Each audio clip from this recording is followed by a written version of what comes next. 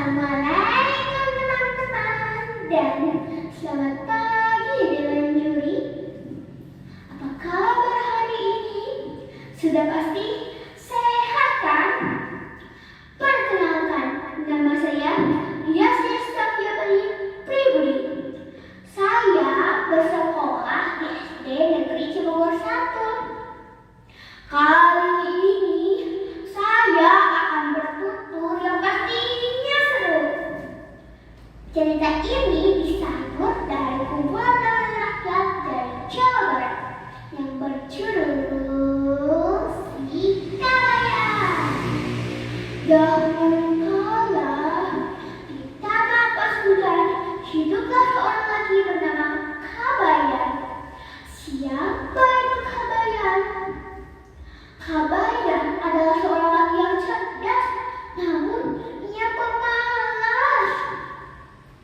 Kepandaian yang dimilikinya lebih sering digunakan untuk mengecoh dan menampung kemalasannya. Ia memiliki istri bernama Nyi Iter. Suatu hari, Kabayan disuruh mertuanya untuk mengambil siput-siput di sawah. Tahukah kalian apa itu siput? Siput adalah hewan sejenis kerang yang memiliki banyak protein. Dan jika dikonsumsi, maka tubuh akan sehat dan memperbaiki pertumbuhan.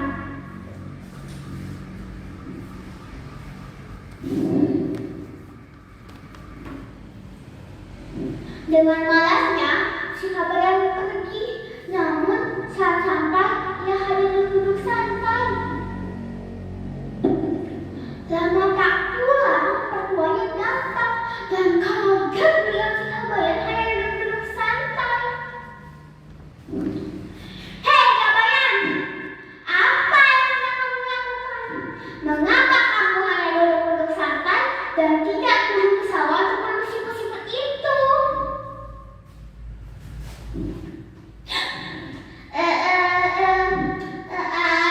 Aku takut sawahnya terlalu dalam sampai langit pun terlihat.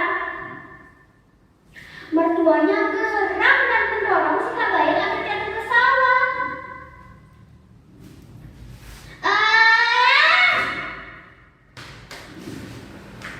Ternyata sawah ini dangkal ya Kak.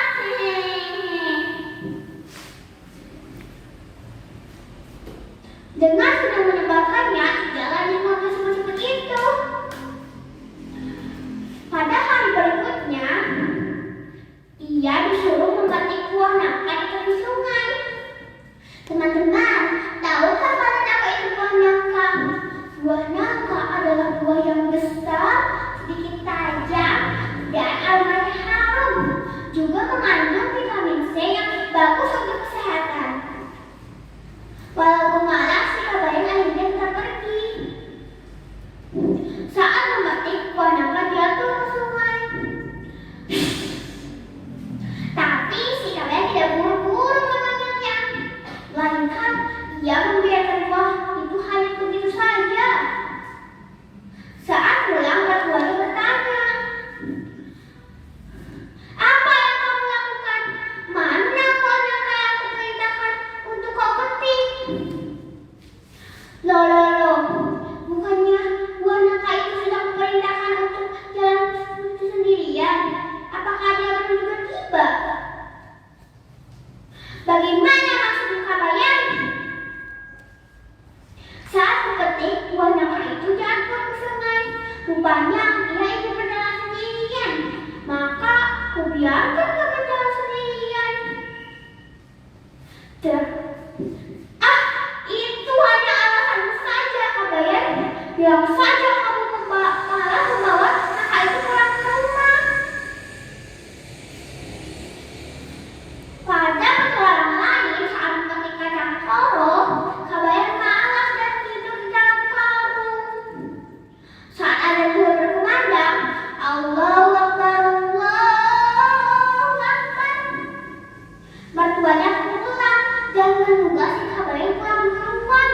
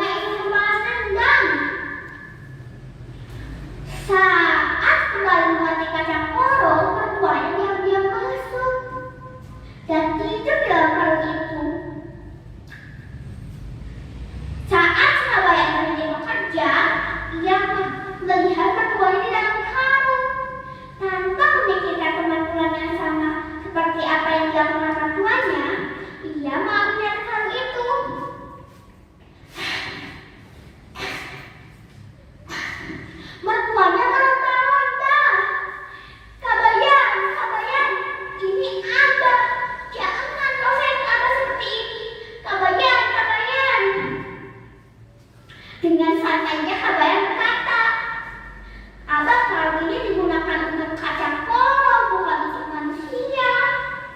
Sejak peristiwa itu, mertuanya menjauhi Kabayan.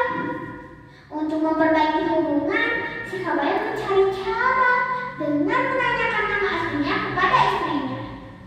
Meskipun awalnya enggan, akhirnya si istri memberitahu nama aslinya, yaitu Kinoletna. Itulah namanya. Si Kabayan dengan baik mencari cara untuk penyelenggaraan ritual di dekat air enau. Teman-teman, tahukah kalian apa itu air enau? Air enau adalah air yang kental dan lengket yang dihasilkan dari pohon nira. Dengan air enau yang kental dan yang jumlah banyak, Kabayan mengolesi dirinya dengan air enau yang masih kental dan berguling-guling di kampung yang banyak. Dan apa yang terjadi? Kabayan berubah menjadi monster berbulu putih yang menyeramkan. Saat mertuanya sedang mandi, diam-diam si Kabayan naik pohon dan bersembunyi di dahan. Kemudian, "Noledan, Noledan!" Mertuanya kaget dan berkata, "Siapa itu?" "Ini aku, kakek penunggu ini. Kuperintahkanlah kau sayangi Kabayan karena dia cucu kesayanganku. Jika kau tidak menuruti pesan ini, niscaya kau tidak selamat." Dalam jaminan keselamatannya, mertuanya menuruti perintah ini. Sejak peristiwa itu, sikap mertuanya berubah drastis. Ia tidak membenci menantunya lagi. Ia juga mencukupi kehidupan si Kabayan. Si Kabayan sadar akan sifat buruknya dan mulai mengubah perilakunya. Ia bekerja keras. Hubungan antara si Kabayan dan mertuanya semakin membaik. Atas perubahan positif yang ia lakukan, keluarga Pasundan pun merasakan kebahagiaan dan kedamaian.